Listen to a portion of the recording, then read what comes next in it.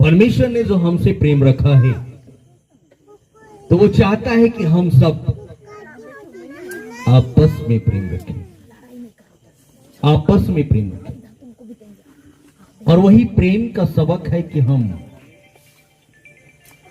ख्रिस्त में हैं, मसीह में हैं, और हमारा प्रेम ही है जो मसीह को प्रकट करता है।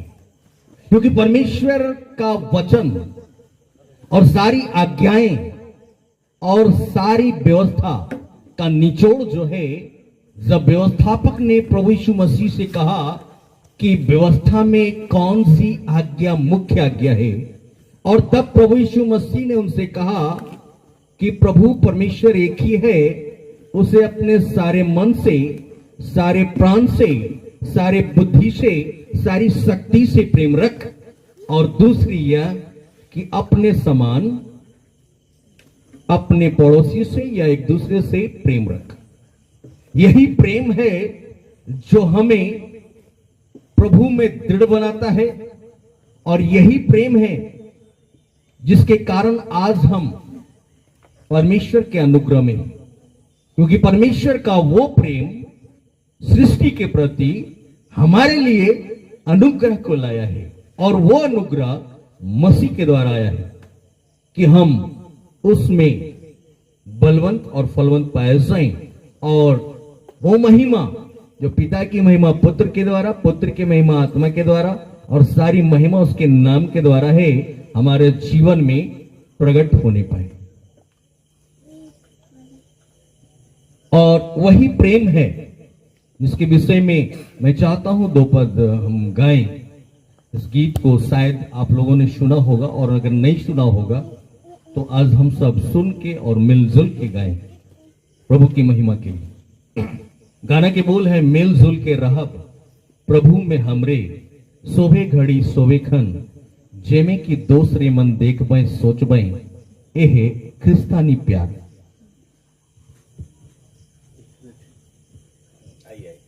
तब तक हम लोग गुनगुनाते हैं ना।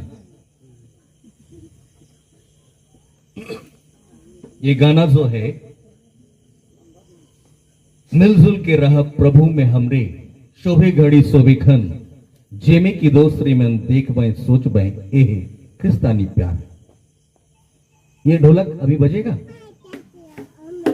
अगर बजेगा तो बजा दीजिए। ये गाना के बोल हैं, तैयार?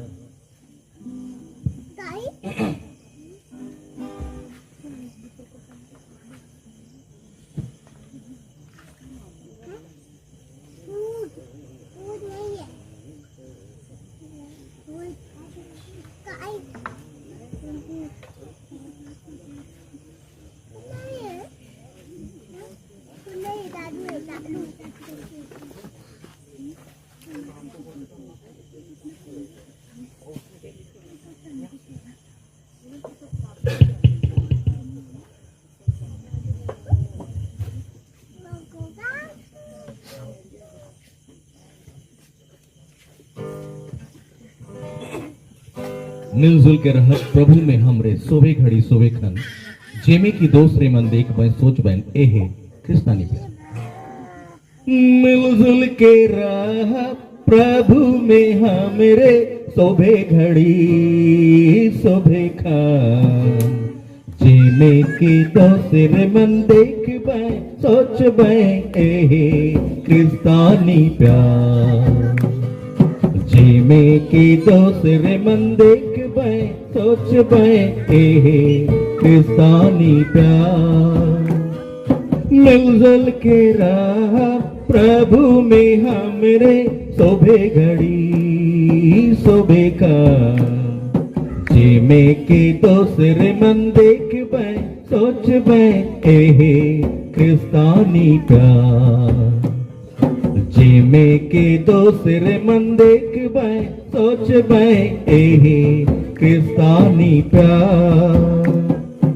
मिलजुल के काम करब, हाथों हाथ काम करब रे, देवब रे क्रिस्तानी प्यार। मिलजुल के काम करब, हाथों हाथ काम करब रे, देव रे क्रिस्तानी प्यार, मिलजुल के काम करब, हाथों हाथ काम करब रे, देव रे क्रिस्तानी प्यार। जी में के दूसरे मन देख मैं सोच मैं एहे क्रिस्तानी प्यार, जी में के दूसरे मन देख मैं सोच मैं एहे क्रिस्तानी प्यार। मिलजुल के राह प्रभु में हमरे शोभे घड़ी शोभे का, जी में के दूसरे मन देख मैं सोच मैं एहे क्रिस्तानी प्यार, जी में के दूसरे मन देख मैं सोच मैं एहे क्रिस्तानी प्यार। निंदा के बदले निंदा नी गुठियावरे, देववरे क्रिस्तानी प्यार।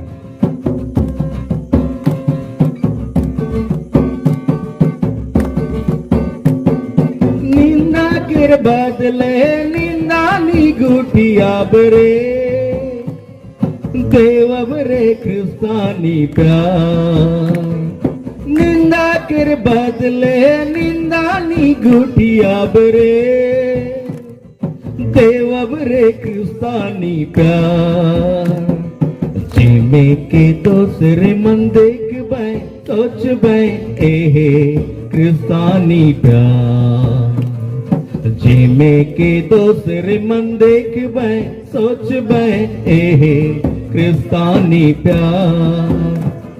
मिलजुल के राह प्रभु में हमरे शोभे घड़ी शोभे का, जी में के दूसरे मन देख मैं सोच मैं एहे क्रिस्तानी प्यार, जी में के दूसरे मन देख मैं सोच मैं एहे क्रिस्तानी प्यार।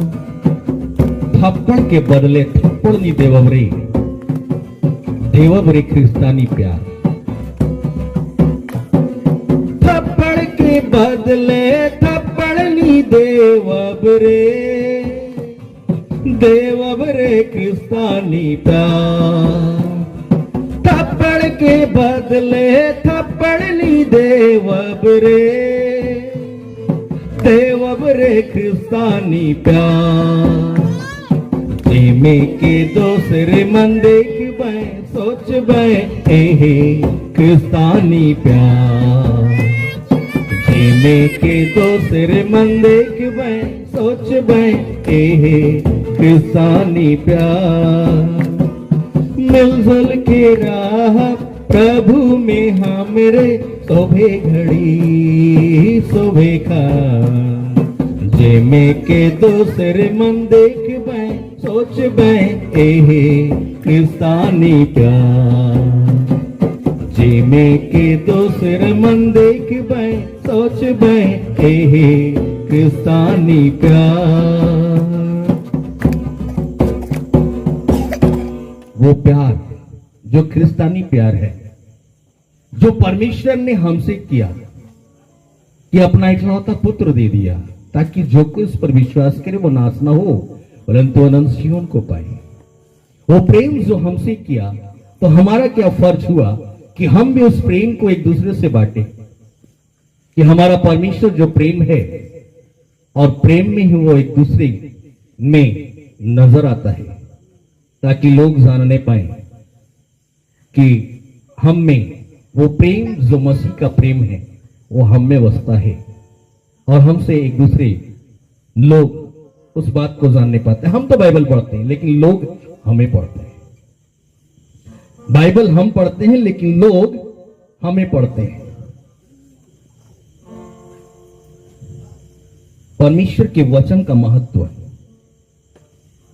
हमारा जीवन में अनोखा है। बैठे बैठे बैठे।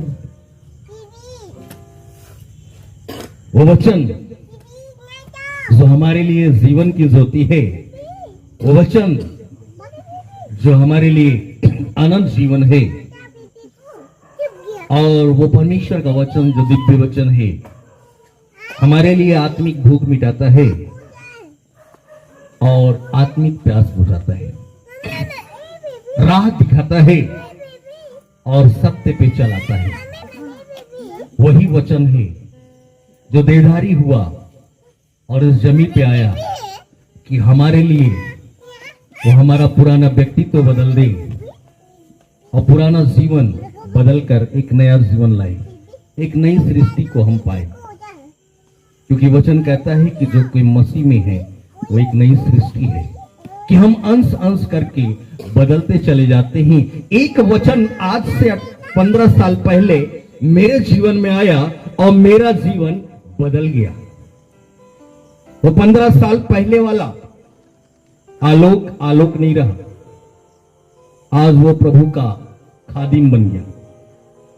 और वो एक ही वचन जो काम किया हमारे जीवन में और जिसे मैंने ग्रहण किया, वो एक वचन जो हमारे जीवन में आता है, हमारे लिए उद्धार को लाता है, छुटकारे को, मुक्ति को और चंगाई को लाता है। और वही वचन काफी है हमें जीने के लिए, मसीह में चलने के लिए। आइए हम वचन में जाएंगे। आज का मुख्य जो शीर्षक है, परमेश्वर के खोजी बने। परमेश्वर के खोजी बने। वो परमेश्वर जिसने सारी सृष्टि को रचाया, जिसने आदम को अपने स्वरूप में रचा और उसी की पसली में से उसने हवा को बनाया और अपने स्वरूप और अपनी समानता में बनाया, उसी परमेश्वर की खोजी बने। और उस परमेश्वर की खोजी हम कैसे बने और क्यों कर खोजी हो जाए, और जब हम उसे खोजें तो वो हमारे लिए क्या फल लाए और हमारा जीवन कैसा हो जाए। यशायाह की पुस्तक 55 अध्याय और उसके 6 पद। यशायाह की पुस्तक 55 अध्याय और उसका 6 पद हमें क्या बताता है, जरा हम देखें।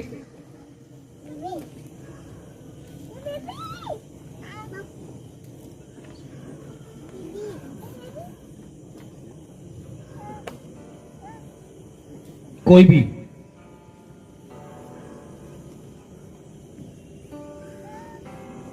जिसे मिल गया वो पढ़ सकते हैं। जब तक यहोवा मिल सकता है, जब तक यहोवा मिल सकता है, तब तक उसकी खोज में रहो। तब तक उसकी खोज में रहो।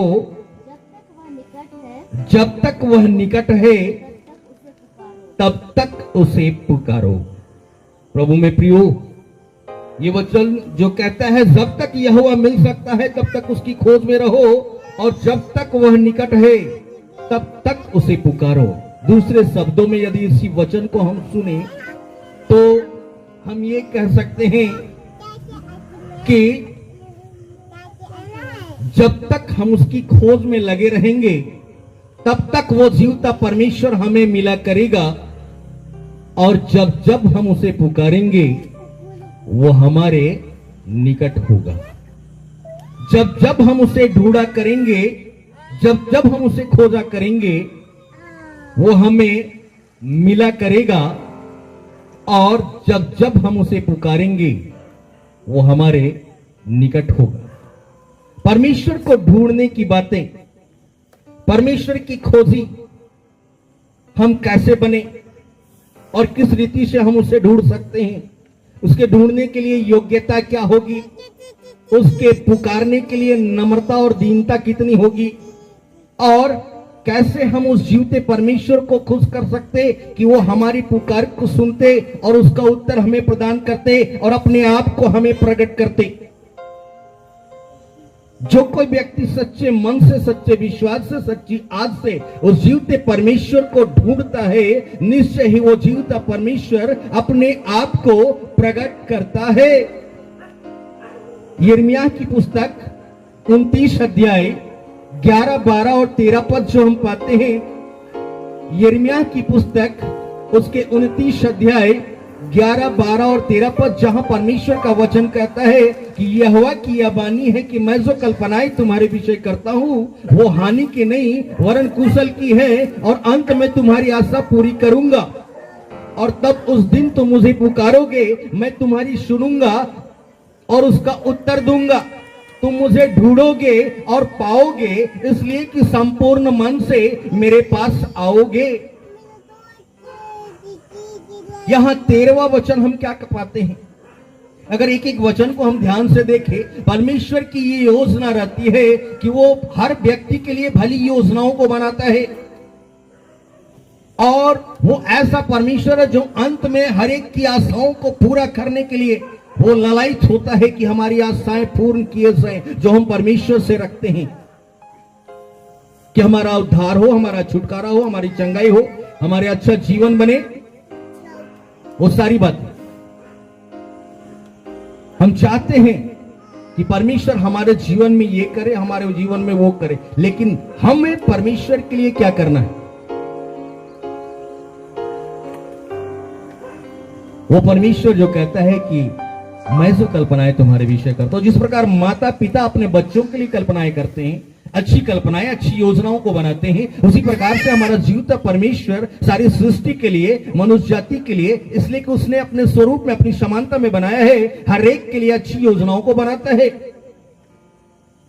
हर एक को एक विशेष नाम, एक विशेष चेहरा, एक विशेष देह, एक विशेष वरदान, एक विशेष गुण, एक विशेष समय देकर इस पृथ्वी पर भेजता है कि ताकि उसके द्वारा लोग उसकी महिमा करें।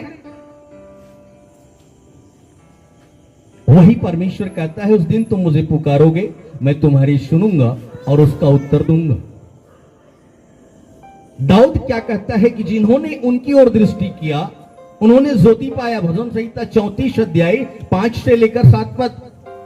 भजन संहिता 34 अध्याय 5 से लेकर 7 पद जो हम पाते हैं कि जिन्होंने उनकी ओर दृष्टि की उन्होंने ज्योति पाई और उनमें से किसी का मुख काला ना होने पाया। इस दीन जन ने पुकारा और यहोवा ने सुन लिया और उनको सारे कष्टों से छुड़ा लिया। पुकारने के विषय। और फिर हम पाते हैं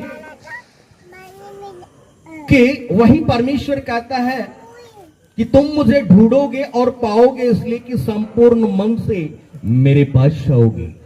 जब हम संपूर्ण मन से उस जीवित परमेश्वर के पास आते हैं पूरे मन से, तो वो जीवित परमेश्वर अपने आप को प्रकट करता है पूरे मन से। प्रभु यीशु मसीह ने कहा पूरे मन से, सारी शक्ति से, सारे प्राण से, सारी बुद्धि से उससे प्रेम रख। और जब हम उसी रीति से उस जीवित परमेश्वर के पास आते हैं, निश्चय ही वो अपने आप को हम में प्रकट करता है। जब हम सच्चे विश्वास से, सच्ची आस से उस जीवित परमेश्वर को पुकारते हैं। जिस दिन मैं निराशा में था, मैं आत्महत्या करने जा रहा था, निश्चय ही मैंने पुकारा उस जीवित परमेश्वर को और उसने मेरी सुन ली और मेरी सुधि ली, और वो आत्महत्या का दिन जो था वो टल गया और मेरे लिए एक नया जीवन, एक नई ज्योति प्रकट हुई जो मसीह के रूप में हुआ और मेरा जीवन बदल गया। और उसी दिन से पुराना व्यक्तित्व खत्म, नया व्यक्तित्व आया, पुराना जीवन खत्म, एक नया जीवन परमेश्वर ने दिया। वो नई सृष्टि जो परमेश्वर ने प्रदान किया, वो एक पुकार की वजह से। परमेश्वर ने ये नहीं देखा कि इसके पाप कितने गंदे हैं, इसके पाप कितने बुरे हैं, उसने नहीं देखा। उसने ये देखा कि ये किस मन से पुकारता है। वो परमेश्वर हृदय को देखता है और वो जीवता परमेश्वर अपने आप को प्रकट करता है। प्रभु यीशु मसीह ने क्या कहा प्रकटीकरण के विषय में? यूहन्ना रचित सुसमाचार उसके 14 अध्याय और उसके 21 पद में उन्होंने कहा, यूहन्ना 14 अध्याय उसके 21 पद में उन्होंने क्या कहा कि जिसके पास मेरी आज्ञाएं हैं। यूहन्ना 14 और उसके 21 पद, जिसके पास मेरी आज्ञा है और वह उन्हें मानता है वही मुझसे प्रेम रखता है, और जो मुझसे प्रेम रखता है उसे मेरा पिता प्रेम रखेगा, और मैं प्रेम रखूंगा और अपने आप को उस पर प्रकट करूंगा। वही प्रेम के विषय में वो साफ कहता है। प्रभु यीशु मसीह ने कहा कि जिसके पास मेरी आज्ञाएं हैं वह उन्हें मानता है वही मुझसे प्रेम रखता है। प्रभु ने साफ कहा, यदि तुम मुझसे प्रेम रखते हो तो मेरी आज्ञाओं को मानोगे,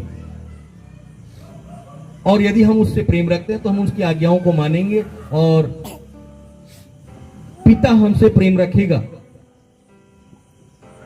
और मैं उससे प्रेम रखूंगा और अपने आप को प्रकट करूंगा।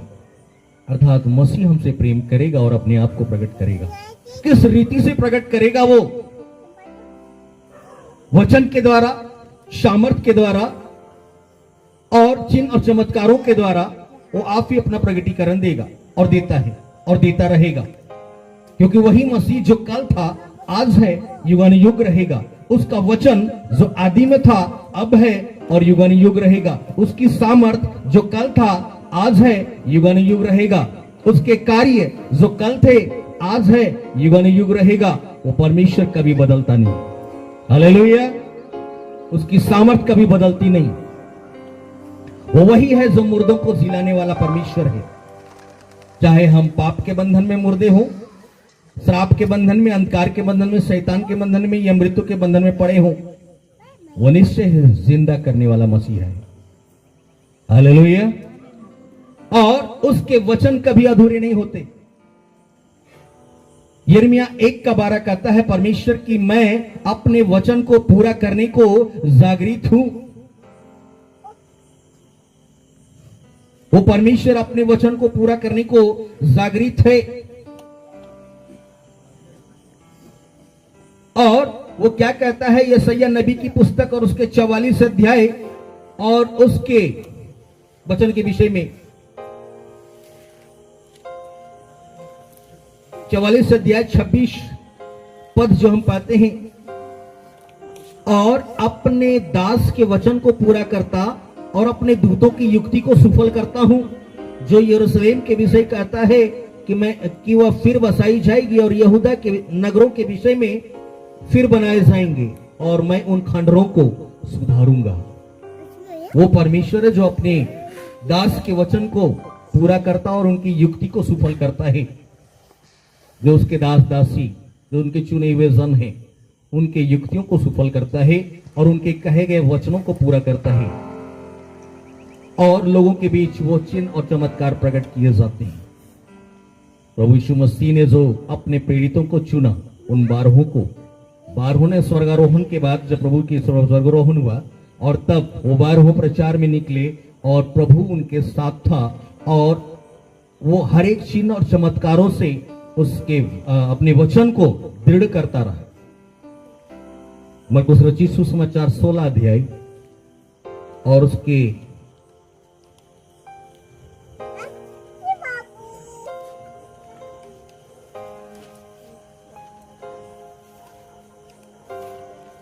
20 पद, मरकुस 16 अध्याय 20 पद,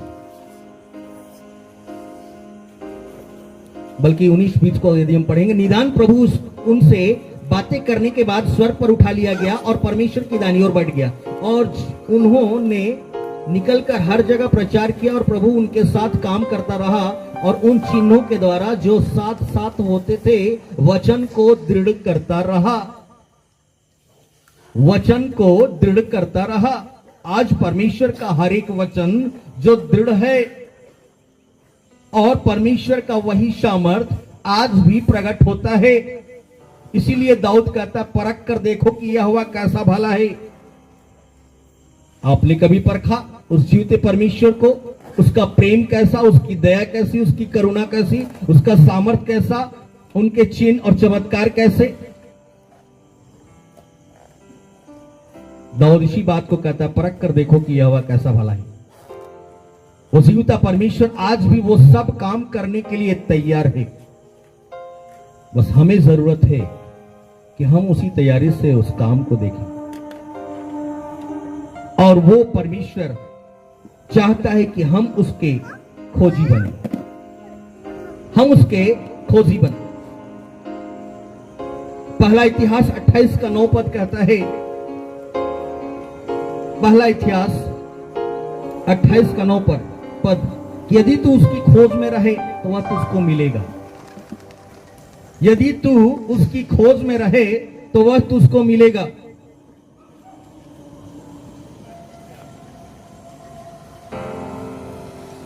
व्यवस्था विवरण 4 अध्याय 29, 30 और 24 पद। व्यवस्था विवरण 4 अध्याय 29, 30 और 24 पद। ढूंढोगे तो वह तुमको मिल ही जाएगा। व्यवस्था विवरण 4 अध्याय 29 पद यदि हम देख लेते हैं, वो परमेश्वर जो मिलने वाला है,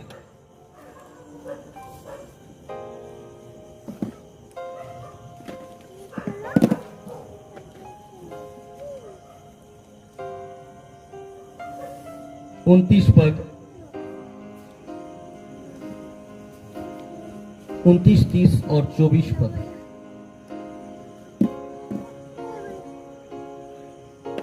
सॉरी 29 और 30 को केवल हम लोग पढ़े। परंतु वहां भी यदि तुम अपने परमेश्वर यहोवा को ढूंढोगे तो वह तुमको मिल जाएगा। शर्त यह है कि तुम अपने पूरे मन से और अपने सारे प्राण से उसे ढूंढो। उस जीवते परमेश्वर को ढूंढो। तो कैसे ढूंढो? शर्त यह है कि तुम अपने पूरे मन से और अपने सारे प्राण से उसे ढूंढो। अंत के दिनों में जब तुम संकट में पड़ो और ये सब विपत्तियां तुम पर आ पड़ेंगी, तब तुम अपने परमेश्वर यहोवा की ओर फिरो और उसकी मानना, क्योंकि तेरा परमेश्वर यहोवा दयालु ईश्वर है। वह तुमको न तो छोड़ेगा और न नष्ट करेगा, और जो वाचा उसने तेरे पितरों से शपथ खाकर बांधी है उसको नहीं भूलेगा। वो जीवता परमेश्वर जो हर एक वाचाएं जो हमारे पूर्वजों से उन्होंने बांधी है उसको वो नहीं भूलेगा। उसने अब्राहम से जो वाचा बांधी कि मैं तेरे संतान को आशीष देता जाऊंगा, नहीं भूलेगा। नूह से जो वाचा बांधी कि मैं फिर से जल प्रलय ना करूंगा, नहीं भूलेगा। और भी उसने जो इसहाक से, याकूब से जो उसने वाचा बांधी कि मैं तेरे पितरों का परमेश्वर हूं, जैसा उनके साथ रहा तुम्हारे संग भी रहूंगा यदि तुम उसके अनुसार चलो और करो। आज भी जब हम उस जीवते परमेश्वर के अनुसार अपने आप को ढालते हैं, निश्चय वो जीवता परमेश्वर हमें हमारे व्यक्तिगत जीवन में, पारिवारिक जीवन में, सामाजिक जीवन में, आत्मिक जीवन में अपने आप को प्रकट करता है और उसे हम देख नहीं पाते। और फिर हम देखें दूसरा इतिहास 20 अध्याय, दूसरा इतिहास 20 अध्याय। यहां पर हम देखते हैं एक व्यक्ति है जिसका नाम राजा यहोशापात है। ये राजा यहोशापात, ये इनके जीवन काल में अमोनियों और मुआवियों ने चढ़ाई किया और ये राजा यहोशापात डर गया। तीसरा पद में हम पाते हैं 20 अध्याय, दूसरा इतिहास 20 अध्याय तीसरा पद में पाते हैं कि ये राजा यहोशापात डर गया। कई एक बार हमारे जीवन में भी ऐसे उतार चढ़ाव आते हैं, ऐसे आक्रमण होते हैं शैतान के द्वारा कि हम डर जाते हैं विपरीत परिस्थितियों में। राजा यहोशापात डर गया, लेकिन क्या किया आगे हम पाते हैं कि वो सारे यहूदा में उपवास का प्रचार करवाया और यहोवा की खोज में लग गया। उपवास का प्रचार करवाया, राजा होकर उपवास का प्रचार करवाया और परमेश्वर की खोज में लग गया। और जब वह परमेश्वर की खोज में लगा, और न सिर्फ खोज में लगा बल्कि उसने प्रार्थना करी। 12 पद को यदि हम देखें, उसने प्रार्थना किया। क्या प्रार्थना किया यदि हम देखेंगे, उसने क्या प्रार्थना किया? दूसरा इतिहास 20 अध्याय, राजा यहोशापात की प्रार्थना है। आज के जमाने में यदि हमारा कोई राजा हो तो वो प्रार्थना करेगा या हुक्म देगा? लेकिन यहां हम देखते हैं वो जीवता परमेश्वर को पुकारने वाला ये राजा क्या प्रार्थना करता है? 12 पद, हे हमारे परमेश्वर, क्या तू उनका न्याय ना करेगा? यह जो बड़ी भीड़ हम पर चढ़ाई कर रही है उसके सामने तो हमारा वैसे बस नहीं चलता और हमें कुछ सूझता नहीं कि क्या करना चाहिए, परंतु हमारी आंखें तेरी ओर लगी। प्रभु में प्रियो, जिस व्यक्ति की आंखें उस जीवते परमेश्वर की ओर लगी होती है, वो जीवता परमेश्वर उस पर अपनी करुणा, अपनी दया, अपने प्रेम और अपनी शामत को प्रकट करता है। आगे के वचनों में हम पाते हैं 14 पद से आगे, तब असाप के वंश में से यहज़िएल नाम एक लेवीय जो जकरिया का पुत्र बनाया का पोता और मतनिया के पुत्र येल का परपोता था, उसमें मंडली के बीच यहोवा का आत्मा समाया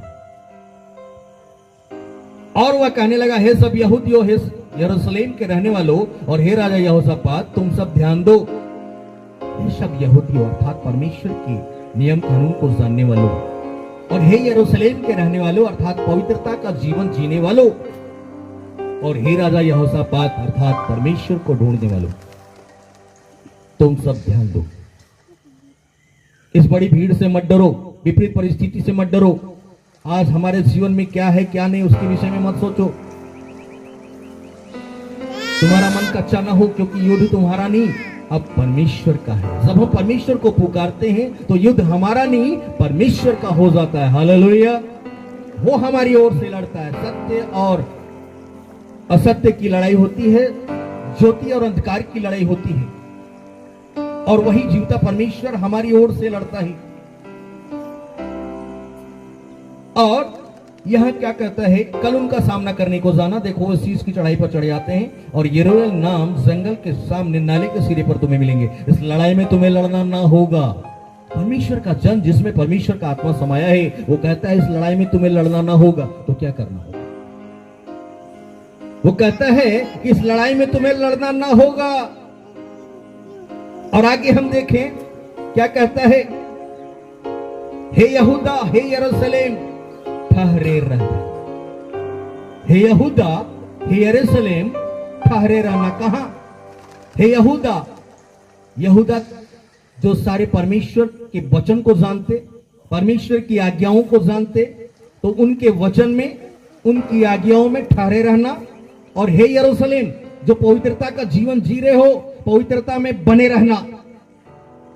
और तब यहोवा की ओर से अपना बचाव देखना। सब हम उस जीवते परमेश्वर की आज्ञाओं में बने रहते, उसके हर एक नियम और कानूनों में बने रहते, उनके वचन के अनुसार अपने आप को ढालते, और निश्चय ही वही पवित्रता और धार्मिकता में बने रहते। जिस पवित्र नगर को परमेश्वर ने चुना उसी नगर में बसे रहते। अर्थात हमारा जीवन पवित्रता का जीवन, अधीनता का जीवन, आज्ञाकारिता का जीवन, धार्मिकता का जीवन होता तो निश्चय ही परमेश्वर अपने आप को प्रकट करता। और वही है जो हमें अपने अनुग्रह के साए में रखता है और हर एक परिस्थिति से हमें बाहर निकालता है। हालेलुया। यहां राजा यहोशापात से परमेश्वर का जन वही कह रहा है, यहूदियों से कह रहा है, यरूशलेम से कह रहा है कि ठहरे रहना। परमेश्वर की अधीनता में, परमेश्वर की पवित्रता में, परमेश्वर की धार्मिकता में, परमेश्वर के वचन में, आज्ञाकारिता में बने रहना। और निश्चय ही बने रहकर अपना बचाव देखना परमेश्वर की ओर से। और फिर क्या कहता है, मत डरो और तुम्हारा मन कच्चा न हो, कल उनका सामना करने को चलना और यहोवा तुम्हारे साथ रहे। और आगे के वचनों में हम पाते हैं कि परमेश्वर ने यहोशापात को अम्मोनियों और मोआबियों पर विजय दिलाया। और 20वें पद में हम पाते हैं, बिहान को वे सवेरे उठकर तकोवा के जंगल की ओर निकल गए और चलते समय यहोशापात ने खड़े होकर कहा, हे यहूदियों और हे यरूशलेम के निवासियों, मेरी सुनो। अपने परमेश्वर यहोवा पर विश्वास रखो, तब तुम स्थिर रहोगे। उसके नबियों की प्रतीति करो, तब तुम कृतार्थ हो जाओगे। परमेश्वर ने राजा यहोशापात को विजय दिलाया। उसी परमेश्वर को पुकारने की वजह से, परमेश्वर के अनुसार अपने आप को ढालने की वजह से परमेश्वर ने उसे विधि दिलाया। और वही वचन कहता है कि जब तक यहोवा मिल सकता है तब तक उसकी खोज में लगे रहो, और जब तक वह निकट है तब तक उसे पुकारो। और आमोस 5 अध्याय उसके 3 से 6 पद कहता है, परमेश्वर कहता है मेरी खोज में रहो तब जीवित रहोगे। मेरी खोज में रहो। आमोस 5 3 से 6 पद में हम पाते, मेरी खोज में रहो तब जीवित रहोगे। 14 पद में पाते, भलाई को ढूंढो।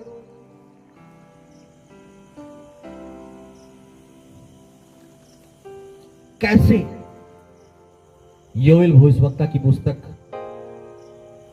उसका 2 अध्याय 13 से 16 पद, 1 अध्याय 14 पद, अपने मन को, अपने हृदय को फाड़ कर फिरो। परमेश्वर कौन सा ने की? वो परमेश्वर जो है तुम पर दया करे। अपने हृदय को फाड़ने का मतलब क्या है? मन की बातों को खोलकर परमेश्वर के सामने रखना। कई एक बात हम बहुत सारी बातों को तो बता जाते परमेश्वर को, लेकिन वो गुड़ और भेद की बातें हैं जो हमारे, जिससे हमारे पाप झलकते हैं, उन सारी बातों को हम परमेश्वर के सामने जिक्र भी नहीं करते। लेकिन परमेश्वर के सामने क्या कोई छुपा है कि उससे कोई बच सके? चाहे हम दिन के उजाले में, चाहे रात के अंधेरे में जो कुछ भी करते हैं, वो निश्चय परमेश्वर जानता है, छुपा नहीं। परमेश्वर चाहता है कि लोग उसे पुकारें, उसे बताएं उन सारी बातों को, ताकि परमेश्वर अपना अनुग्रह उन पर प्रकट करे। मांगो तो दिया जाएगा, ढूंढो तो पाओगे, खटखटाओ तो तुम्हारे लिए खोला जाएगा। क्योंकि जो कोई ढूंढता है वो उसे मिलता है, जो ढूंढता है वो पाता है, जो खटखटाता है उसके लिए खोला जाएगा। वो जीविता परमेश्वर जो अपने वचन को पूरा करने के लिए जागृत है, वो निश्चय ही अपने वचन को पूरा करता है। यदि हम उसके वचन को क्लेम करते, निश्चय ही उसका वचन हमारे जीवन में कार्य करता है। उसका वचन सामर्थी है, वो आशा है, और वो पूरा किए बिना नहीं लौटता जो वचन कहे जाते हैं। और होशे 5 का 15 कहता है कि दर्शन की खोजी हो जाओ। दर्शन की खोजी हो जाओ, परमेश्वर के दर्शन की खोजी। और इस रीति से हम परमेश्वर को ढूंढने पाएंगे, देखने पाएंगे। दर्शन की खोजी होकर यहां दूसरा इतिहास 7 का 14 पद यदि हम देखें, दूसरा इतिहास 7 का 14 पद, जब सुलेमान परमेश्वर का मंदिर बना चुका, उसने परमेश्वर से प्रार्थना करी कि परमेश्वर तू यहां विराजमान हो, और यहां जितने भी लोग जो प्रार्थना करें तो उसको सुन और उसका उत्तर दे, दर्शन दे, अपने कार्य को पूरा करें। 20 साल लग गए भवन को बनाने के लिए। भवन तो तैयार हो गया, लेकिन कितने लोग हैं जो उस भवन में आए? कितने लोग जो परमेश्वर के दर्शन के खोजी होकर आए? वो दूसरा इतिहास 7 अध्याय उसके 14 पद क्या बतलाते हैं?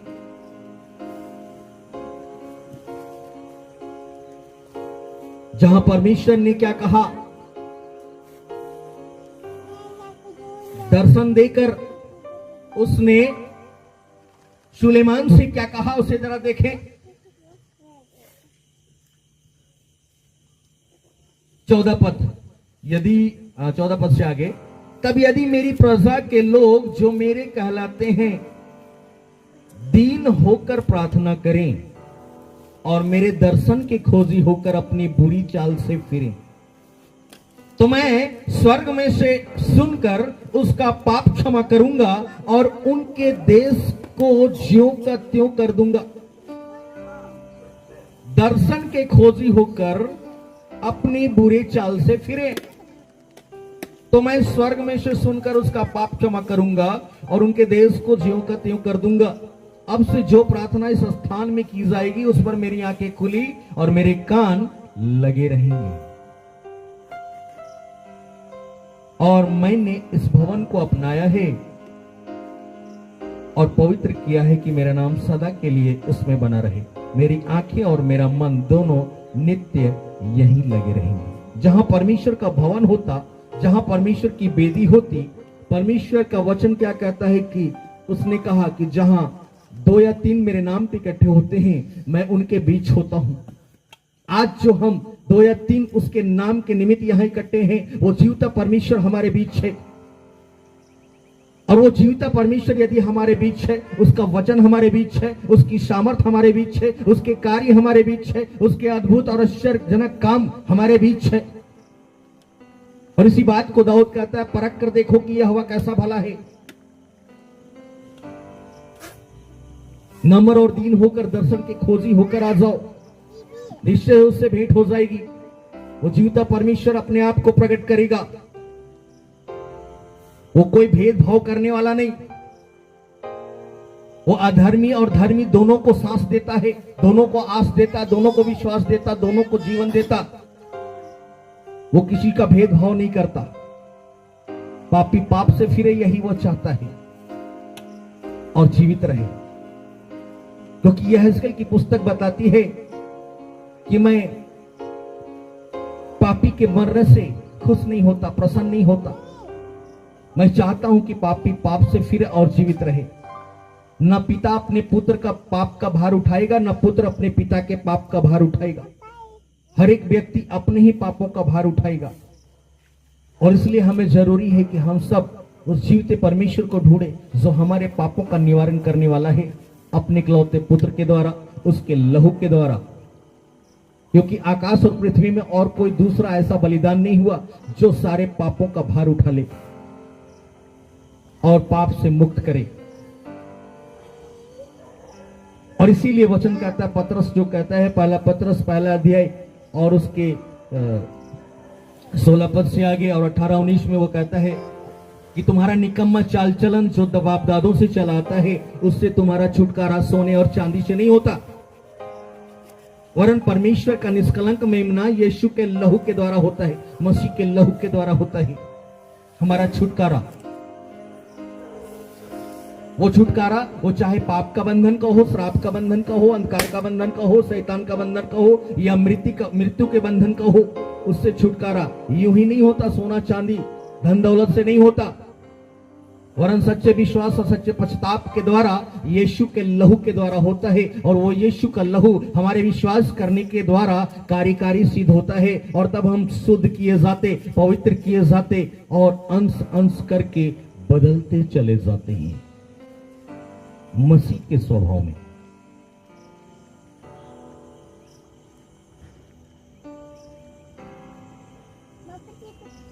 हमारे लिए जब जीवन बदलने की समय आई, परमेश्वर ने अपने दास के द्वारा कहा कि परमेश्वर तुझे अपने हाथों में लेता है, तेरे सारे दुख तकलीफ और तेरे सारे कर्जे को अपने ऊपर लेता है, और तुझसे वादा करता है 3 महीना अर्थात 9 महीने का वक्त लेता, वो तुझे बदल कर रख देगा। एक नया रूप, एक नई पहचान बनाएगा जिसे लोग देखेंगे। तो आज से 15 साल पहले वाला रूप जिन्होंने देखा था, उन्हें आज भी याद होगा कि ये आलोक क्या था। लेकिन वही 2006 10 फरवरी 2006 को परमेश्वर ने इसी मृत्यु के बंधन से पड़ा हुआ इस आलोक को बदला और एक नया जीवन दिया, एक नया रूप दिया, एक नई पहचान दिया कि आज मैं परमेश्वर का सेवक बना। और वो ना सिर्फ ऐसे किसी एक आलोक को बदलना चाहता, वरन हर एक आलोक को बदलना चाहता है, वरन हर एक इंसान को बदलना चाहता है, नाम कुछ भी हो।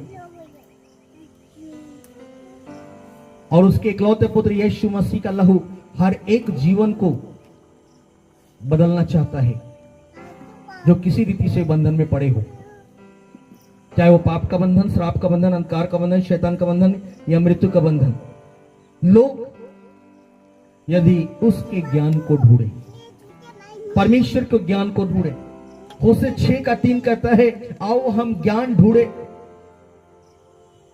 वो ज्ञान जो परमेश्वर का ज्ञान है, और जो ज्ञान ऊपर से आता है वो सर्वोत्तम होता है। वो पहले तो पवित्र होता है, फिर मिलनसार होता है। जो ऊपर से आता है अर्थात जो स्वर्ग का है वह स्वर्ग की बातें करता है, जो पृथ्वी का है वो पृथ्वी की बातें बताता है।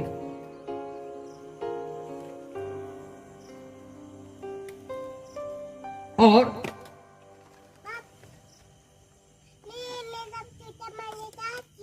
वही परमेश्वर को हम कैसे ढूंढे? ज्ञान को ढूंढे, वचन को ढूंढे। प्रेरितों के काम 17 अध्याय 10 और 11 कहता है, पवित्र शास्त्र में वचन को ढूंढना, वचन को ढूंढना।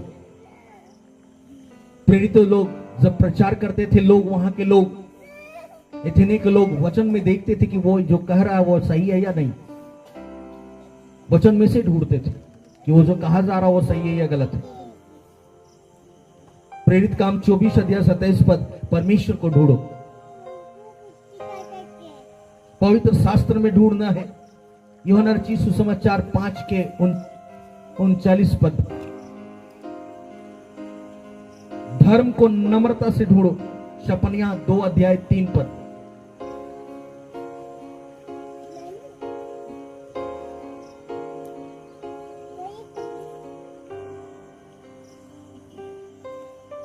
शपनिया की ही पुस्तक 1 का 6 कहता है कि परमेश्वर कहता है कि मैं उनको सत्यानाश करूंगा जिन्होंने नहीं ढूंढा, परमेश्वर को नहीं खोजा, वो सत्यानाश हो जाएगा। हमें जरूरी है कि हम उस जीवते परमेश्वर को ढूंढे जो हमें बदल सकता है, हर एक बंधन से हमें आजाद कर सकता है, हमारा जीवन बदल सकता है।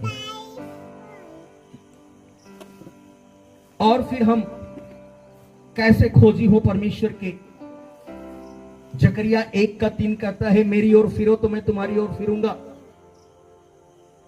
मलाकी 3 का 7 कहता है, मेरी ओर फिरो तो मैं तुम्हारी ओर फिरूंगा।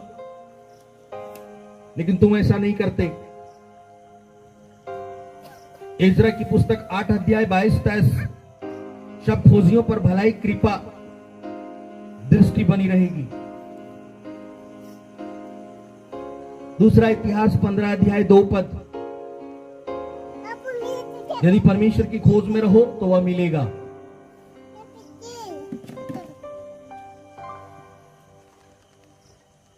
और उसके बिना कोई धार्मिकता नहीं। यिर्मयाह 5 का 1 बताता है कि सच्चाई की खोजी हो जाओ। और सच्चाई के विषय में प्रभु यीशु मसीह ने कहा, मार्ग, सत्य और जीवन मैं ही हूं। जो मेरे पीछे हो लेगा वो अंधकार में ना पड़ेगा वरन जीवन की ज्योति पाएगा।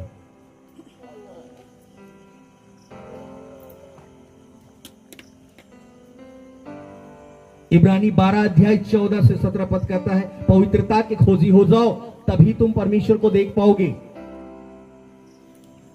जब हम पवित्रता के खोजी होते हैं तो प्रभु को हम देख पाते हैं, क्योंकि पवित्रता के बिना कोई प्रभु को ना देख पाएगा। और वो पवित्रता, वो धार्मिकता मसीह के द्वारा हम में आता है, और वो सच्चे विश्वास और सच्चे पश्चाताप के द्वारा आता है, और तभी हम उसे प्राप्त कर सकते हैं। और इसीलिए हम वेदी के सक्रामेंट में जाते हैं ताकि हम नित्य धोए जाएं, साफ किए जाएं, शुद्ध किए जाएं और परमेश्वर को देख नहीं पाए। मत्ती 6 का 33, धर्म और राज्य की खोज करो, परमेश्वर के धर्म और राज्य की खोज करो। और फिर वो इसलिए कि हर एक हे प्रभु कहने से स्वर्ग में नहीं पहुंचेगा। प्रभु यीशु मसीह ने कहा, हे प्रभु हर एक कहने वाले स्वर्ग में प्रवेश नहीं करेंगे। मैं कह दूंगा, हे निकम्मे लोगों और कुकर्म करने वालों, मेरे सामने से दूर हो जाओ। तो कैसे लोग स्वर्ग पहुंचेंगे? जो लोग उसमें बने रहेंगे अंतों तक, निश्चय ही वही लोग वहां पहुंचेंगे। वरन जहां फिसले तो गए। और वो प्रभु की आंखें धर्मियों पर लगी रहती है और उसके कान उसकी प्रार्थनाओं पर लगे रहते हैं। पहला पत्रस 3 अध्याय 10 और 12 पद, 10 से 12 पद। इब्रानी 11 अध्याय 6 पद बतलाता है इब्रानी 11 अध्याय उसके 6 पद बतलाते हैं कि वो परमेश्वर, विश्वास के बिना हम उसे प्रसन्न नहीं कर सकते। परमेश्वर के पास आने वालों को विश्वास करना चाहिए कि वो है, और अपने खोजने वालों को उनके विश्वास का प्रतिफल देता है। वो परमेश्वर जिसे हम ढूंढते हैं, निश्चय वो अपने आप को प्रकट करता है। और हम सोते ना रहे, परमेश्वर के खोजी बने, उसके दर्शन के खोजी बने, सोते ना रहे। क्योंकि उत्पत्ति की पुस्तक हमें बतलाती है कि इब्राहिम सो रहा था और अचानक अंधेरा ने उसे आ घेरा। उत्पत्ति की पुस्तक 15 अध्याय 12 पद। इब्राहिम नींद में आ गया, नींद की खुमारी में आ गया और अंधकार ने उसे आ घेरा। और इसीलिए प्रभु यीशु मसीह ने अपने चेलों से कहा, सोते मत रहो, जागते रहो और निरंतर प्रार्थना करते रहो। तो नींद से सोने की बातें नहीं है, आत्मिकता में सोने की बातें, कि हम आत्मिकता में सोए ना रहें बल्कि जागते रहें, निरंतर प्रार्थना और पर प्रभु की संगति बने रहें। ऐसा ना हो कि शैतान का दांव हम पर चल जाए और हम फिसल जाए पाप के दलदल में, जहां से उठना फिर दिक्कत है। क्योंकि सच्चाई की पहचान हो जाने के बाद यदि हम जानबूझकर पाप करते रहें तो उसके लिए कोई बलिदान नहीं। इब्रानी की पुस्तक में बताती है। हाँ, एक भयानक दंड का बाट जो होना बाकी है, और इसलिए सचेत रहने की जरूरत है। मसीह ने इसीलिए हमसे कहा कि सचेत रहो। और जितने परमेश्वर के दर्शन के खोजी हैं वो निश्चय ही परमेश्वर को प्राप्त करेंगे। हमारे जीवन में एक आस्था, और मैं परमेश्वर से बहुत लड़ता था, यदि तू सच्चा परमेश्वर है तो मेरे लिए ये कर दे। आज बहुत सारे लोग हैं जो अपनी प्रार्थनाओं में रखते हैं, यदि तू सच्चा परमेश्वर है तो मेरा इस लड़के से विवाह हो जाए, उस लड़के से विवाह हो जाए, लेकिन सिर्फ ब्लैकमेल करते हैं परमेश्वर को। यदि हम उसके अनुसार चले तो निश्चय ही वो मन मांगा मुंह मांगा वरदान देने को सामर्थ्य है वो परमेश्वर, जो हमारे लिए हर एक उत्तम से उत्तम चीजें देना जानता है।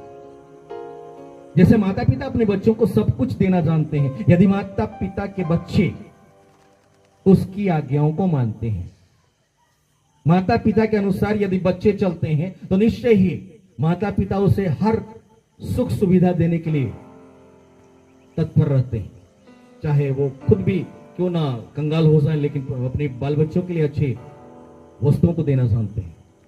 तो हमारा स्वर्गीय पिता क्यों ना देगा, लेकिन वो चाहता है कि हम उसके बन के रहें, उसके प्रेम में, उसके भय में, उसकी संगति में, उसकी आज्ञाओं में, उसके वचन में, उसकी पवित्रता में, उसकी धार्मिकता में बनकर जीवन व्यतीत करें, ताकि वो आप ही अपना अनुग्रह का साया में हमें रखे और हर एक आशीष से हमें परिपूर्ण करे। और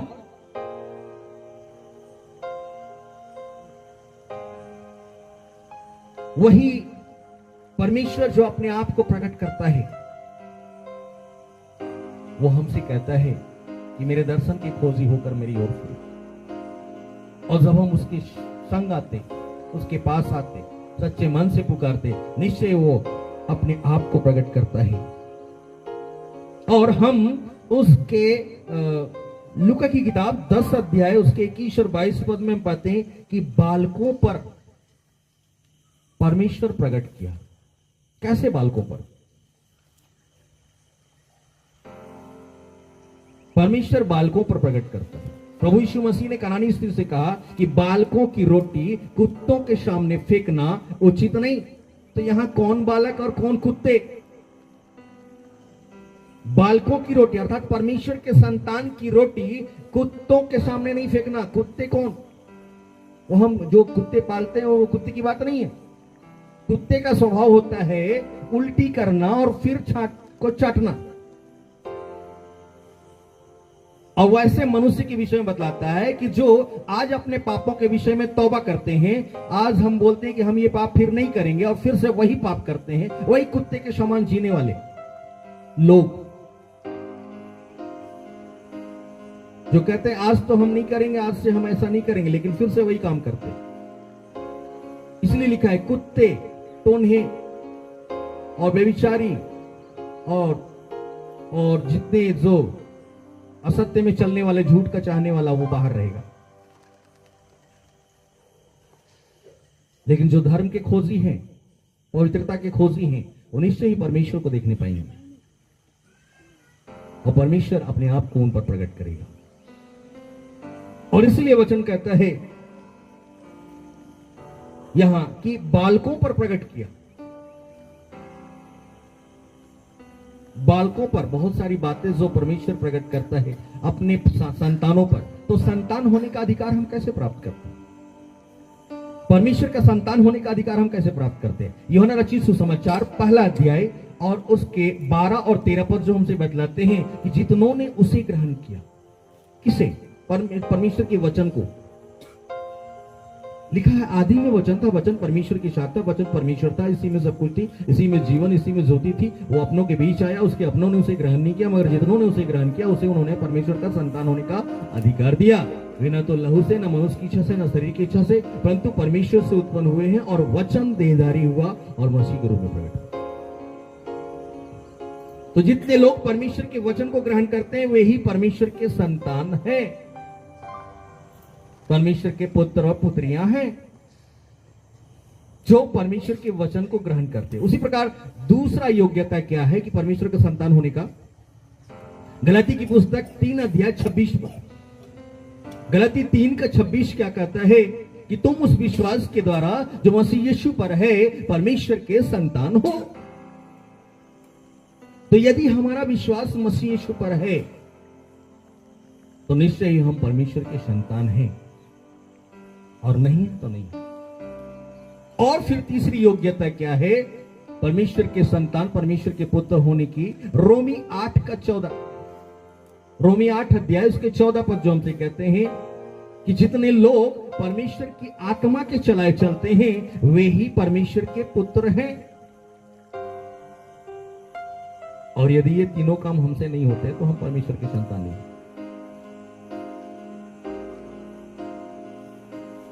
क्योंकि यदि हम परमेश्वर के वचन को ग्रहण करते तभी परमेश्वर के संतान बनने पाते हैं। उसके इकलौते पुत्र पर विश्वास रखते कि वो हमारा उद्धार करता है, हमारा मुक्ति दाता है, हमारा चंगाई दाता है, हमारा अनंत जीवन का दाता है, और वही मार्ग है, वही सत्य है, वही जीवन है।